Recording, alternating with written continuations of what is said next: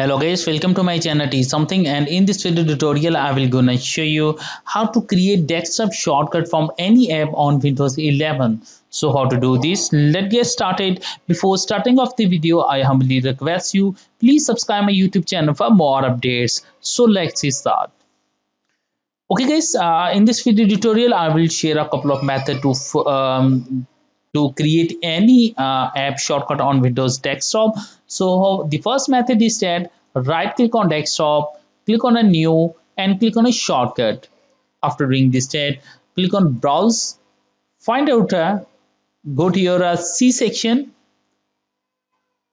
go to your program files. Now here is a list of all program files. Select a folder which is you want to create a shortcut.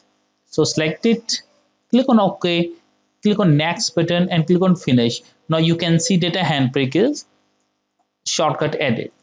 The second method is that to create a desktop shortcuts. So go to your search option and find out a program or app which you want to add a desktop shortcut. So I selected a Firefox. Now here is a Firefox.